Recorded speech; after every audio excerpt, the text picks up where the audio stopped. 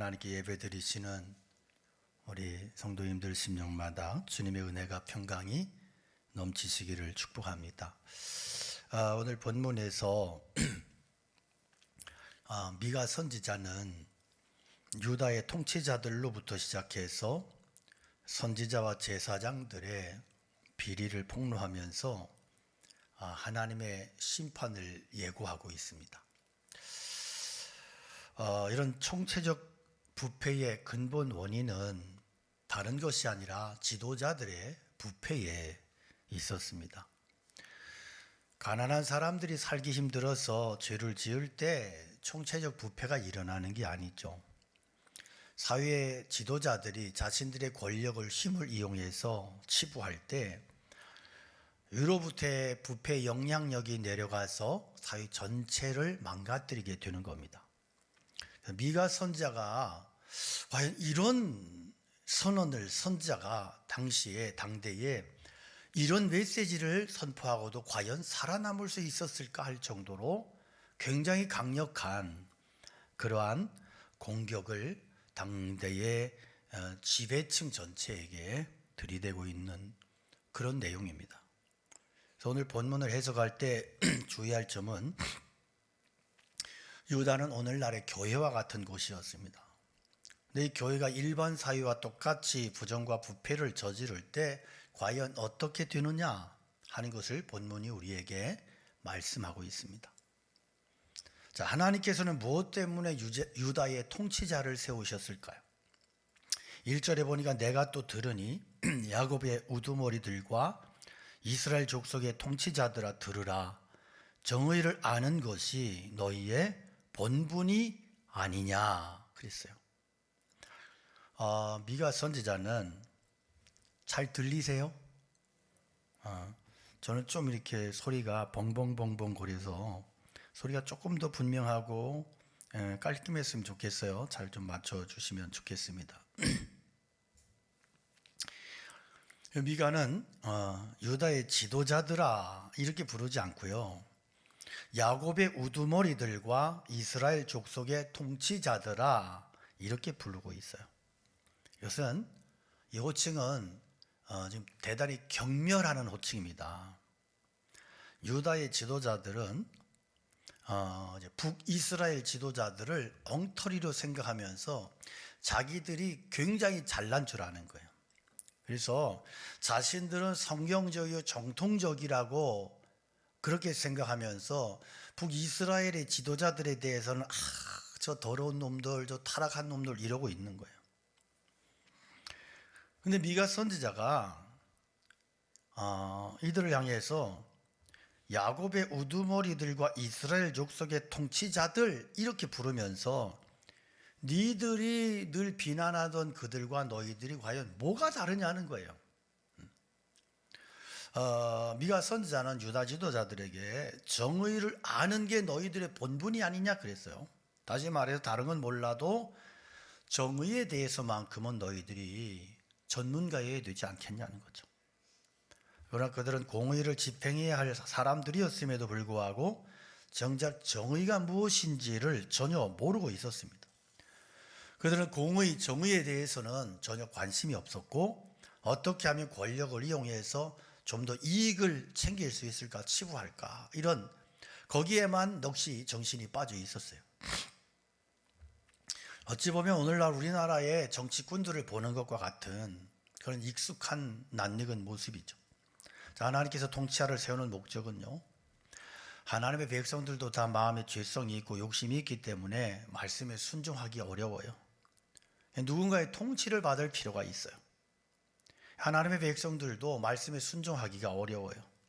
물론 순종해야 된다는 거 알지만 잘 실천이 이게 안 돼요. 하나님 말씀대로 살아야 된다. 누구나 다 압니다. 그런데 그대로 하려니까 귀찮기도 하고 힘들기도 하고 그래서 아무도 선뜻 나서지 못할 때 통치자들이 앞장서 가지고 우리 함께 일어서자. 이래 살면 안 된다. 이러면 안 돼. 우리 함께 일어서서 이 고난을, 고비를, 어려움을 좀 이겨보자. 이러면서 방향을 제시하고 격려하고 막 이렇게 하는 거예요. 그래서 세상의 통치자들은 무엇보다 공정해야 되고 위기 관리 능력이 있어야 되고 사회 질서를 잘 유지할 수 있어야 돼요. 그러나 하나님의 통치자들에게는 여기에 한 가지가 더 얹어서 필요한데 그게 뭐냐 하면 사랑이에요. 사랑.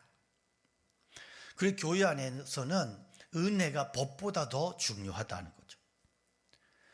은혜라고 하는 것은 뭐냐면 결국은 강한 자가 손해보는 원리예요. 이게 은혜예요. 그러니까 교회는 직분자일수록 큰 소리 치면 안 되는 거예요. 그건 은혜가 떨어지는 거예요. 그래서 강한 자가 손해를 봐서 약한 자들에게 격려가 되는, 그렇기 때문에 은혜는 공평하지 않습니다. 가진 자 입장에서 보면 분명히 손해예요. 세상에서는 부자도 가난한 자도 똑같이 10,000원씩 손해보는 것을 공정이라 그래요. 그러나 교회에서는 부자는 50만 원 손해보고 가난한 사람은 5,000원 손해보고, 이게 공평한 거예요. 그러니까 우리 헌금 생활도 그런 거예요. 은혜가 떨어진 교회는 헌금할 때도 꼭 네가 10,000원 내면 나도 10,000원 내고 이런 거예요. 그러나 은혜가 있는 교회는 나는 좀 여유가 있으니까 내가 10만 원 낼게. 그런데 아무개는 어렵잖아. 그러니까 10,000원만 내. 이게 은혜로운 교회예요. 은혜 떨어진 교회는 자, 우리 전부가 다 똑같이 냅시다. 그게 공정한 것 같지만 굉장히 은혜 떨어지는 거예요. 그래서 헌금 생활은 각자 형편과 처지를 따라서 최선을 다하는 거예요. 그래서 이렇게 보면 어떤 분은 정말 어려우신 분 계세요. 최선을 다하셔. 너무너무 제 마음이 아프기도 하고 감동이 돼요. 어떤 분은 감춰놓은 거 많이 있어. 그런데 죽어라 안 해. 이것은 은혜가 없으니까 그런 거예요. 그러니까 교회는 은혜의 원리가 세워져 있어야 된다.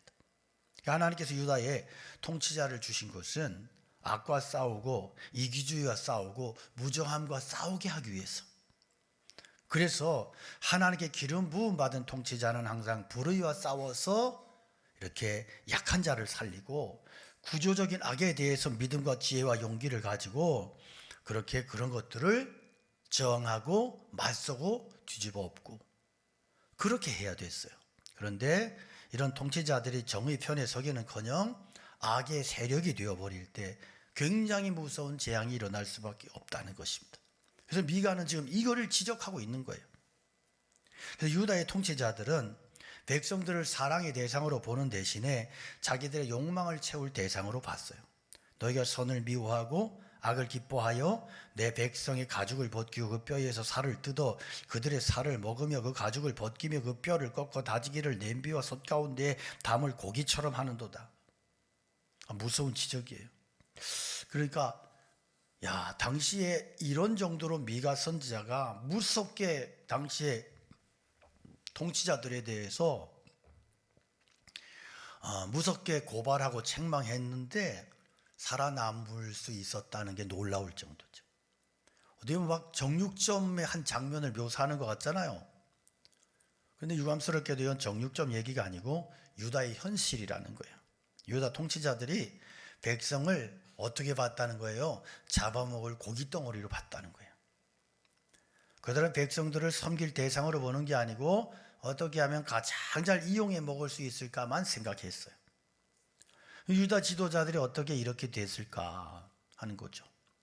근데 우선 지도자가요, 지나치게 목표 지향적이 되고 목표의 노예가 돼버리면 사람을 목적이 아닌 수단으로 취급하게 되어 있어요. 교회도 예외가 없습니다. 그러니까 한국 교회가 한참 성장기에는 이 성장과 부흥이라는 명분으로 사역자들이 사명이라는 이름하에 굉장히 힘들 때가 있었어요. 물론 막 지나치게 막 채찍질을 하고 막 몰아치고 그러면 결과가 따라올 수밖에 없겠죠.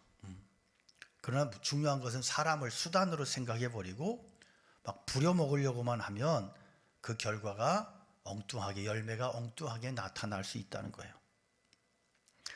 지난주 주일 오후에 우리 이일의 선교사님 오셔서 말씀을 전해주셨는데 그 설교가 참 많이 가슴에 와 닿았어요. 중요한 것은 우리 삶의 현장과 모습을 통해서 하나님의 영광스러움을 드러나느냐, 이것이 몇 명이 모이느냐, 무슨 업적을 했느냐, 이보다 훨씬 더 중요한 본질이다 하는 거예요. 그러니까 선교사들이 그러기 쉽거든요. 선교사들은 교회마다 이렇게 파송을 하고 뭐 이러니까 자꾸 요구를 해요. 그래서 뭐 선교 뭐 실적 뭐 사진을 보내달라, 뭐 선교 편지를 보내라, 자료를 보내라. 뭐 저희야 그런 것을 저는 안 합니다. 아예 안 해요. 왜냐하면 선교사 자체가 나가서 그 땅에 사는 것 자체가 은혜이고 귀한 거잖아요. 여러분 못 나가잖아요. 그리고 선교지라고 하는 것은 다 달라요. 모슬림권이 다르고 뭐 동남아 불교권이 다르고 다 달라요. 그런데 일괄적으로 다 이게 막 다 열매를 내놔라, 보고서를 내놔라 이러면 어떤 일이 벌어지냐 하면 가짜 보고서를 자꾸 올려요. 그렇잖아요. 부담스럽잖아요. 그런 일이 일어나요. 저는 너무 잘 알아요, 그런 것. 그런데 이 일의 선교사님도 그런 거죠. 막 뭐 건물도 짓고 막 땅도 사고 막 이렇게 하면서 막, 그러니까 한국에 있는 뭐 파송한 교회들은 막 좋다 그러고 막 홍보도 하고 뭐 선교지 가서 막 같이 사진도 찍고 난리를 치죠. 그런데 나중에 어떤 일이 일어나요? 그 땅에 목사들이 들고 일어나 가지고 재산권 싸움을 하고 선교사 쫓아내고 이런 짓거리가 나는 거예요. 그러니까 내 사역 속에서 하나님의 영광스러움이 드러나고 있는가?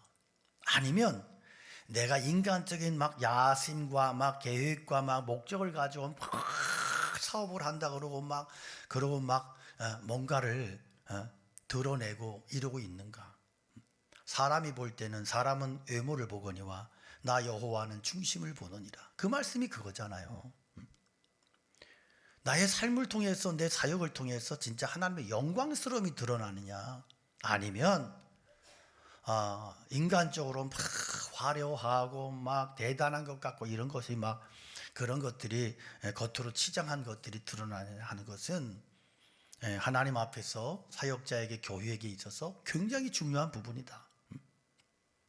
그래서 또 지도자 자신이 고난이 뭔지를 모를 때에도 고난당하는 백성들의 어려움을 이해할 수가 없다는 거죠. 사람은요, 자기가 당한 고난만큼, 고통만큼 그만큼 이해하고 수용하는 거예요.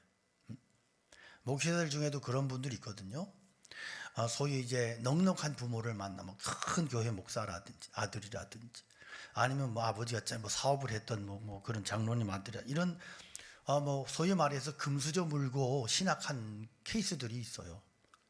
금수저 물고 신학한 케이스들 보면 뭐 이제 그냥 막 공부에 막 밀어주고 막 유학하고 막 학위 받고 막 이렇게 해서 그렇게 해가지고 이제 그 많은 그 어떤 그 커리어를 쌓아가지고 이래가지고 이제 큰 교회에 이렇게 부임해서 오는 경우들이 있어요. 그러면 이런 목회자들은 특징이 뭐냐 하면 사람을 부리려고만 해. 그래서 부교역자들이 굉장히 고통을 당합니다. 말로 탁 내놓고 막 하고 막 해갖고 막 업적으로 막 사람 수단 삼고 막 이런 일들을 막 하는. 그래서 그런 사람 밑에 있는 부교역자가 굉장히 고난을 당하고요. 교회 분위기는 이상해지고 이런 일들이 일어나. 제 건축 현장을 돌아보면서 교회를 예배당 지으면서 노동 현장에서 계시는 분들하고 제가 이렇게 만나기도 하고 대화도 하고 때로는 이렇게 캔 커피 같은 것을 뽑아다 주고 이렇게 격려도 하고 뭐 이러면서 이제 그분들을 이런저런 이야기도 나누고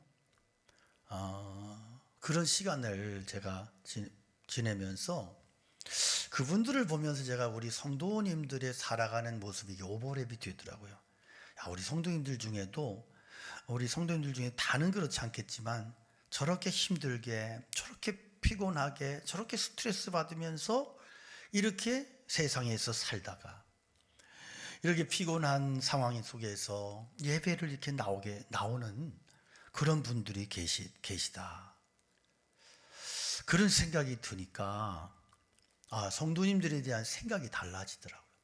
전년 예배 이렇게 오신 여러분들 정말 귀한 분들이고 그런 생각이 드는 거예요. 네. 굉장히 피곤하고 때로 밥도 못 먹고 그러면서 예배에 달려나온 그 마음이, 그 모습이 너무너무 귀하게 느껴지는 거예요. 그러니까 머리 숫자를 헤아리는 것보다 맨날 오늘 몇 명 왔네? 둘이었어요. 이러고 막 머리를 숫자를 헤아리면서 지난주보다 3명이 적게 왔네. 이거 자꾸만 여기 뭐 숫자가 왜 이렇게 적어지나? 막 이래갖고 살자들 보고 막 왜 자꾸 예배가 자꾸 늦어지냐? 막 전화했어 안 했어? 막 이러면서 막 다구치고 이러면 서로가 은혜가 떨어지지 않겠나. 그래서 그 마음을 헤아려주고 그런 상황들을 이렇게 보듬고 이런 것이 목회자의 영성이 돼야 된다, 이런 생각을 해요. 다윗이 그렇게 훌륭한 왕이 될 수 있었던 것은요, 다윗은 고난을 아주 젊은 나이에도 정말 고난을 겪은 사람이잖아요. 그러니까 왕이 되기 전에 낮아진 사람이 있잖아요. 그래서 늘 그 머릿속에는 고통당하는 사람들이 이렇게 늘 새겨져 있고 이게 오버랩이 되는 거예요. 얼굴만 봐도 저 사람이 얼마나 하나님 앞에 간절한지가 막 보이는 거예요. 그런데 고생 한번 해보지 않고 덜컥 왕위에 오른 솔로몬은요, 이건 고생이 뭔지 모르는 거예요, 이놈은 말이에요. 그래가지고 백성들이 어떻게 사는지를 전혀 이해를 못해요. 그래서 막 채찍질하고 막 백성들을 막 부려먹고 막 짐을 지우고 그래가지고 나라가 두 쪽 나는 거 아닙니까? 자, 하나님은요, 권력을 자신의 욕망의 기회로 채울 그렇게 사용하는 유다 통치자들을 향해서 뭐라고 말씀하시냐면 4절에 보니까 그때에 그들이 여호와께 부르짖을지라도 응답하지 아니하시고 그들의 행위가 악했던 만큼 그들 앞에 얼굴을 가리시리라. 하나님 무엇보다 먼저 그들의 기도를 듣지 않으신대. 그러면 하나님 어떤 사람의 기도를 들으세요? 선에 대해서 열망을 가진 사람, 어떻게 해서라도 저 남을 복되게 해주려고 그러고 그렇게 잘해주려고 그러고 이런 선한 마음을 가진 사람의 기도를 들으신다는 거예요. 여러분, 가장 기본적인 이야기지만 중요한 이야기예요. 오늘날 기독교인들이 기도하는 열심은 있어요. 그런데 기도하는 사람들이 세상 속에서 살아가는 그 태도와 방향은 잘못된 경우가 너무 많단 말이에요. 세상에서 막 악다구니하고 막 부목살 듣는 잊혀지지 않아요. 그 싸움 잘하는 권사님이요, 얼마나 힘도 좋고요, 싸움을 잘하는지 막 새우가다가 막 다른 사람 다 핥혀놓고 막 그럼 막 기호에 와서도 막 겁나게 잘 싸우고요. 이름도 제가 기억하고 있어요, 아직도요. 장 권사님이야. 가운데가 정자고요, 맨 마지막 자가 양자예요. 근데 다 가르쳐줬는데 어때요? 실수했네, 큰일 났네. 그분 돌아가셨을 거예요. 그런데 이분은요, 진짜 대책이 안 쓰는 거예요. 교회 와가지고도요, 얼마나 설치고 그러면서 막 하도 싸움을 잘하고 타고나고 용가리 통뼈를 타고나가지고 건강해. 그러니까 아픈 사람들 보면 뭐라냐면 믿음이 없어가지고 저렇다고 말이야. 자기를 보래. 얼마나 건강하냐, 자기는 기도를 많이 해서. 야, 대책이 없는 인간이. 그래서 그런 사람도 있더라고요. 그런데 그러면서 막 자기는 막 이렇게 믿음이 좋은 척하고 이런, 자기 스스로가 철저히 쏟는 거예요. 자기 반성이 없는 사람, 자기가 어떤 존재인지도 모르고 다른 사람 막 상처를 주고, 그런 사람의 기도 하나님은 응답하실까요? 여러분, 기도는 말씀에 대한 반응이고 하나님께서 말씀해 주신 대로 살겠다는 고백이에요. 하나님 이렇게 말씀하셨잖아요. 제가 이 말씀 순종할 수 있도록 힘주세요. 이 말씀대로 살 수 있도록 믿음을 주시고, 이 말씀대로 살겠으니까 하나님 저를 도와주세요. 이게 기도예요. 이게 하나님이 원하시는 기도. 이게 뭐냐면 내 뜻대로 마옵시고 아버지의 뜻대로 되기를 원합니다. 그 말씀이 그거잖아요. 그런데 그렇지 않고 자기 욕심만 막 나열하면서 하나님 믿습니다. 이런 집도 가지고 싶고 저런 차도 가지고 싶고요. 저는요 막 그런 것 때문에 막 환장하겠습니다. 도와주시옵소서 막 믿습니다. 그건 기도가 아니에요. 여러분, 통치자가 됐을 때 제일 두려운 게 뭐예요? 자기 힘으로 제어할 수 없는 요인이 많이 생긴다는 거예요.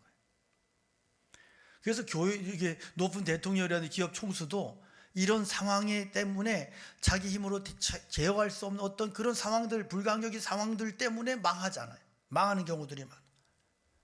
그들이 바라는 게 뭐냐 하면 제어할 수 없는 일이 생기지 않도록 이렇게 발생하지 않는 거. 그런데 이런 요인이 발생하지 않게 하려면 어떻게 해야 되느냐? 그래서 기도가 필요한 거예요. 그래서 하나님 도와주지 않으면 여기저기에서 펑펑 터지는 문제들을 수습할 방법이 없어요. 그래서 우리는 은혜 아니면 살아갈 수 없어요. 은혜 아니면 살아갈 수 없어요. 내가 평안하니까 내가 기도 많이 해서 뭐 내가 잘나서 천만의 말씀. 하나님의 은혜가 떠나면 그냥 그 즉시로 재앙인 거예요. 집안도 그렇잖아요. 하나님이 지켜주셔야지. 그렇지 않으면 막 외출했는데 막 가스불 위에다가 국구라고 올려놓고 나서 집에 불 나고 막 애가 막 아프고 막 교통사고나 팔다리 부러지고 막 저쪽에서 오던 차가 와서 그냥 치받아가지고 막 그대로 막 큰 막 심각하게 갈비뼈 다 나가고 막 들어 눕고 머리 터지고 정신을 차릴 수 없는 거예요. 하나님의 지켜주심이 보호하심이 없이는 그래요. 욥기를 봐요. 하나님이 사탄의 활동 허락하시니까 완전히 풍비박산 났잖아요. 여러분, 지금까지 우리가 편하게 살 수 있었던 것은 우리도 나도 모르는 사이에 하나님께서 은혜의 손으로 나를 붙잡아 주셨기 때문을 기억하시기 바랍니다. 그리고 이렇게 우리를 지켜주시는 것은 왜 그렇게 하시느냐? 남을 축복하라고, 남을 사랑하라고. 우리가 선한 일을 위해서 힘쓸 때 하나님의 정말 믿음의 선한 양심을 가지고 믿음의 선함을 가지고 그렇게 살아갈 때, 그렇게 구하며 살아갈 때 하나님께서 우리 안에 제어할 수 없는, 통제할 수 없는 요인들을 하나님이 막아주신다고요. 막아주신다고. 할렐루야. 바울 사도가 디모데에게 편지 쓰면서 그러므로 내가 첫째로 권하노니 모든 사람을 위하여 간구와 기도와 도고와 감사를 하되 임금들과 높은 지위에 있는 모든 사람을 위하여 하라. 이는 우리가 모든 경건과 단정함으로 고요하고 평안한 생활을 하려 함이라 그랬어요. 높은 지위에 있는 사람 위해서 기도하라고요. 교회가. 왜? 사탄이 그들을 쉼없이 흔들어서 그래서 하나님의 은혜가 이 땅에서 떠나가게 만들고 결국 우리의 신앙생활까지 위태롭게 만들기 때문에 그래요. 바람은요 높은 곳에서 심하게 불게 마련이에요.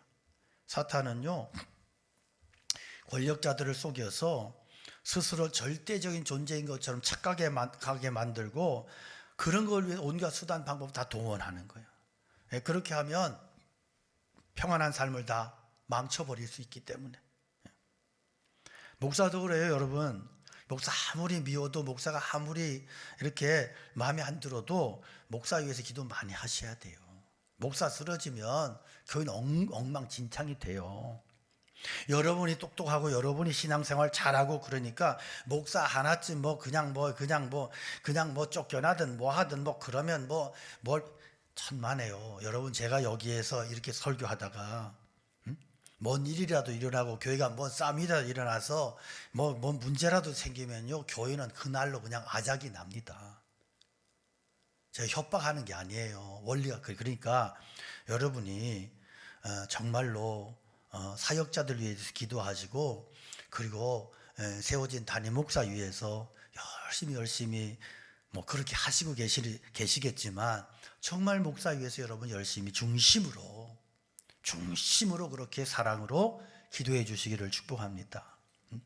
그래서 우리는 통치자들이 정상적인 판단을 내릴 수 있도록 그렇게 그 주변에 정직한 참모들이 실력 있고 정직한 성실한 참모들이 세워질 수 있도록 기도해야 되는 거예요. 통치자들이 정상적인 판단 내리지 못하는 것은요 사탄의 역사예요.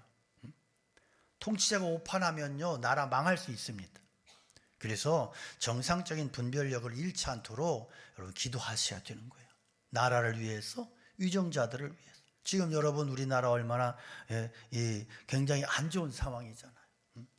갈라져 가지고 막 그러고 법치가 막 법이 다 무너져 버리고 그냥 아수라장이 되고 아싸리판이 되고 이런 상황들. 이 속에서 국민들은 그냥 분별력도 없이 그냥 어떤 이데올로기 프레임에 뒤씌어 가지고 그냥 무조건 누가 돼야 된다, 무조건 누가 돼야 된다 이 장난치고 있고, 교인들도 별반 다르지도 않은. 여러분, 우린 지금 이 나라가 굉장히 어려운 상황입니다. 지금. 그러니까 우리가 생각할 게 뭐냐 하면, 권력자들의 변질과 타락은 하나님이 사용하시는 굉장히 무서운 징계의 방법이라는 거예요. 그래서 이런 징계의 방법 속에서 나타난 현상이 뭐냐 하면, 백성들이, 국민들이 분별력을 잃어버린다는 거예요. 분별력을. 그래서 막 구석구로 처박히면서 자기가 옳은 줄로 아는 거예요.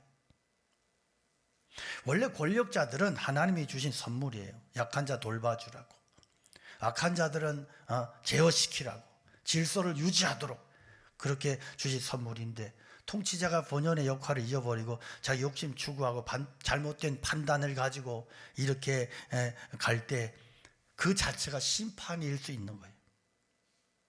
그럼 우리가 공의를 사랑하고 열정을 품고 그렇게 감당할 수 있도록 기도해야 되고, 그들이 하나님의 징계의 수단이 되지 않도록 그렇게 기도하셔야 됩니다. 하나님의 백성은 공정한 것만으로는 부족해요. 그 공정함 속에 사랑이 있어야 되고 긍휼이 있어야 됩니다. 단순한 질서가 아니라 사랑이 가득한, 사랑의 찬 질서가 이루어질 때 비로소 진정한 하나님의 나라의 모습이 나타나는 것입니다. 1935년 추운 어느 겨울밤에 뉴욕 빈민가의 야간 법정을 맡고 있던 피오렐로 라과디아라고 하는 판사 앞에 누더기를 걸친 노파가, 할머니가 끌려왔어요. 죄목이 뭐냐 하면 빵 한 덩이 훔친 죄야. 울면서 선처를 호소해요.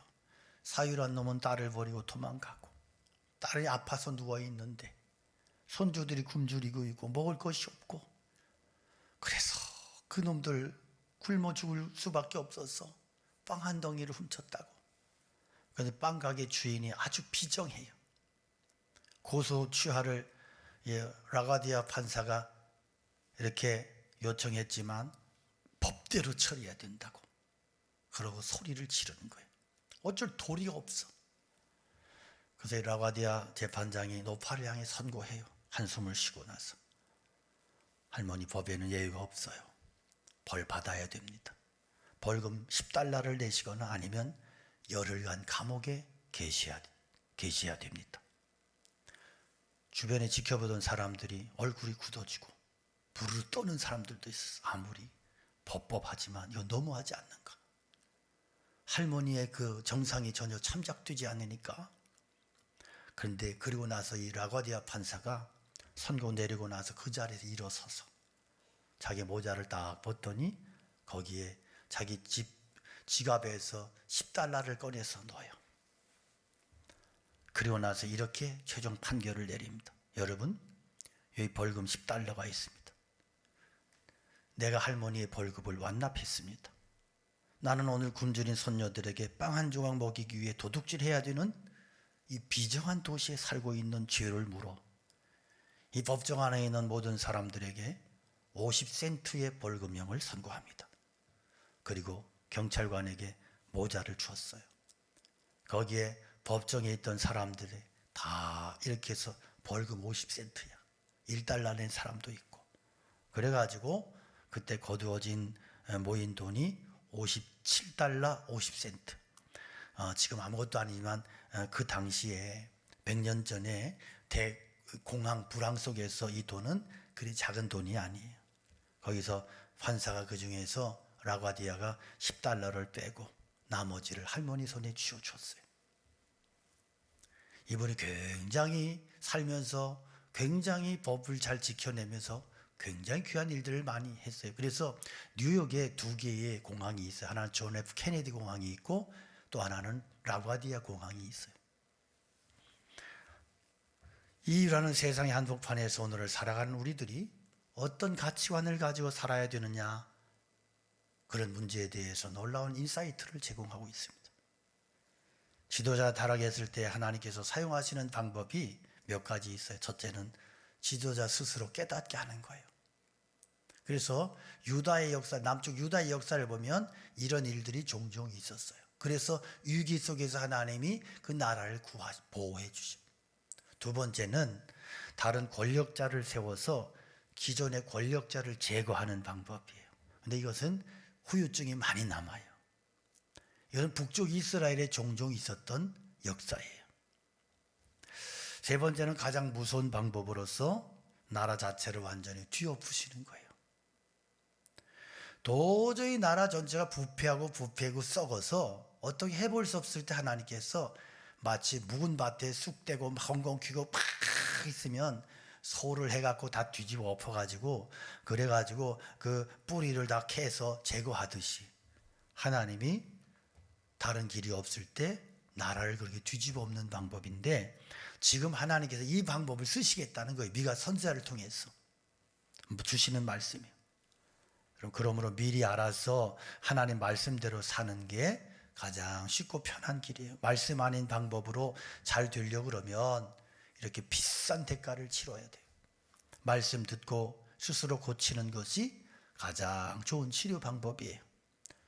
여러분, 오늘 우리에게 주신 평화와 자유를 잘 사용하도록 기도하시고, 그래서 하나님께서 계속해서 우리 생활을 지켜주시고 보호해 주시고, 그리고 이 나라 이 민족을 하나님께서 견고하게 세워주시고, 그래서 우리 안에 아름다운 삶이 이루어지도록, 또 교회가 그 속에서 바른 그러한 사명을 감당하며 그렇게 주의 나라를 세워가는 사명 감당하는 그러한 역사가 이 나라 가운데 또 교회 속에 우리의 삶 속에 이루어지기를 주님의 이름으로 간절히 축원합니다. 우리 말씀 기억하면서 우리 찬양 올려드리겠습니다.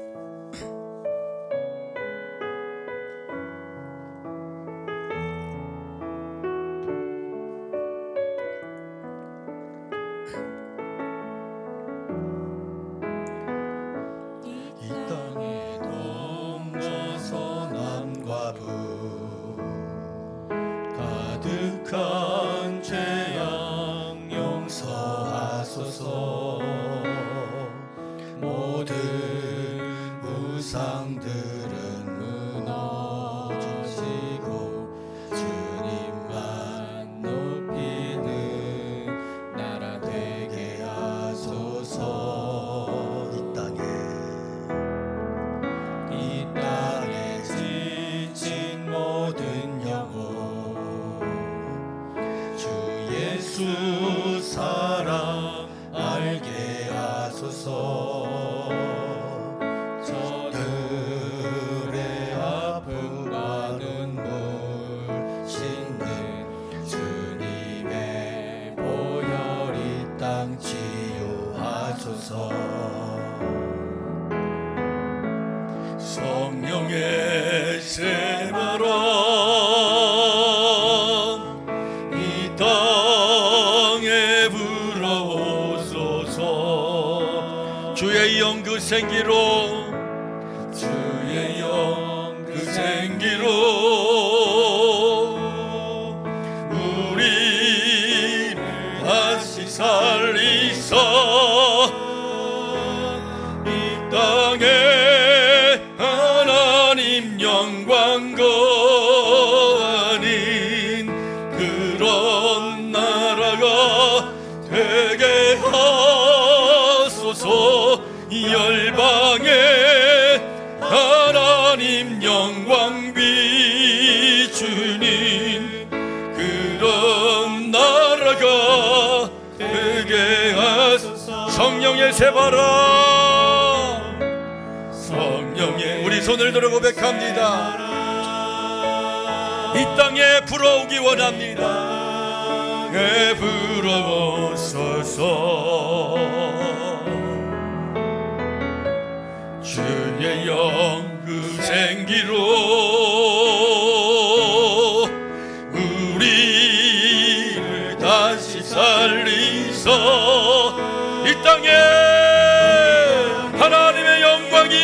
하나님 주여 그런 나라를 우리에게 허락하여 주시옵소서. 그런 나라가 되게 하소서. 이 열방에 하나님 영광 비치는 그런 나라가 되게. 다시 한번 고백합니다. 성령의 새바람, 성령의 새바람 이 땅에 불어오소서.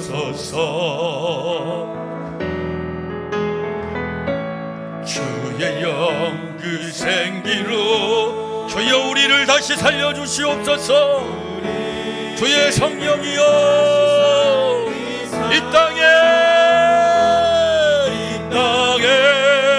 하나님 영광 거하는 그런 나라가 되게 하소서.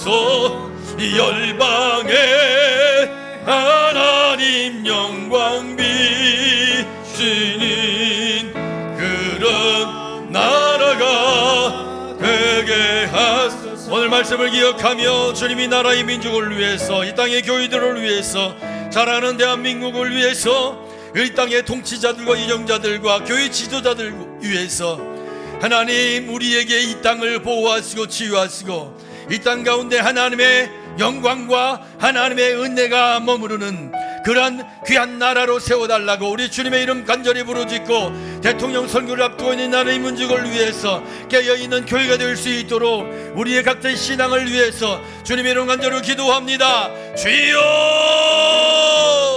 아버지 하나님, 귀한 시간에 주님의 은혜를 구하며 나갑니다. 주님 저희들의 심령 위에 주께서 은혜를 더하여 주시옵소서.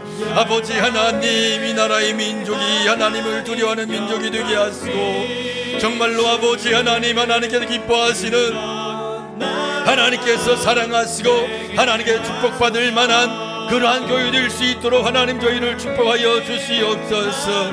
하나님의 은혜를 더하여 주셔서 정말로 하나님의 은혜가 영광이 떠나지 않는 귀한 나라로 하나님께서 세워주시고 아버지 하나님 대통령 선거 앞두고 있는 이 나라 가운데 하나님 은혜를 더하셔서 정말로 아버지 하나님께서 기억하시고 축복 축복하시는 귀한 나라로 귀한 민족으로 그렇게 세워주시고 축복하여 주시옵소서. 하나님 아버지, 오늘도 미가 선자를 통해서 우리에게 주시는 말씀 앞에서 저희들의 신앙을, 그리고 우리들의 처해 있는 현실과 또 교회와 그리고 이 나라 이 민족의 상황들을 우리가 말씀 앞에서 돌아보며 진단하며 하나님, 우리가 함께 주님의 은혜와 긍휼을 구하며 기도로 나아갑니다. 주님, 이 땅의 교회들을 축복하여 주시고 이 땅의 교회들의 죄와 악을 버리고 거짓을 버리고 그리고 하나님의 거룩한 구별된 백성으로 세움받을 수 있도록, 그래서 이 민족을 이끌어가는 정신적인 그런 지주로, 영적인 지주로 그렇게 교회가 쓰임받고 역할을, 사명을 다할 수 있도록 축복하여 주옵소서. 위기 가운데 있는 이 나라 이 민족을 기억하여 주시고 정의가 무너지고 법치가 무너지고 정말로 엉망이 되어버린 이 나라 가운데 하나님께서 은혜를 베풀어 주시옵소서. 하나님의 심판이 우리가 정신 차리지 못할 때 언제라도 하나님의 심판이 있음을 기억하게 하시고 이 나라가 정말로 이 위기 속에서 정신을 차릴 수 있도록 하나님께서 위정자들을, 통치자들에게 은혜를 베풀어 주시고 더 이상 악으로 극단으로 치닫지 않도록 하나님께서 저들을 막아주시고 이 나라의 민족을 붙들어 주시옵소서. 국회와 이 모든 정치하는 이 모든 지도자들 주님께서 특별히 붙잡아 주시고 저들이 악에 빠져서, 그래서 탐욕에 빠져서 정의와 그리고 진리를 잃어버리지 않도록 하나님께서 이 나라를 붙잡아 주시고 은혜로 이끌어 주시고 역사하여 주시옵소서. 교회가 더욱더 두려움을 가지고 기도하며 하나님 이 나라를 책임질 수 있는 그러한 믿음 가지고 기도하며 정말로 하나님 역할을, 이 시대적인 사명을 잘 감당해 갈 수 있도록 그렇게 교회를 축복해 주시고 저희들의 모든 삶이 하나님 앞에 그렇게 하나님을 두려워하며 하나님의 은혜를 구하며 기도의 사명을 다할 수 있도록 그렇게 교회들을 세우시고 축복하여 주시옵소서. 이제는 우리 주 예수 그리스도의 은혜와 하나님 아버지 크신 사랑하심과 성령님의 감화 감동 역사 축복하심이 주의 말씀을 듣고 그 말씀을 가슴에 받고 그리고 세상을 향하여 믿음을 가지고 나가는 사랑하는 성도들, 가정, 교회, 이 나라 이민족 가운데 영원토록 함께 계시옵기를 간절히 축원하옵나이다.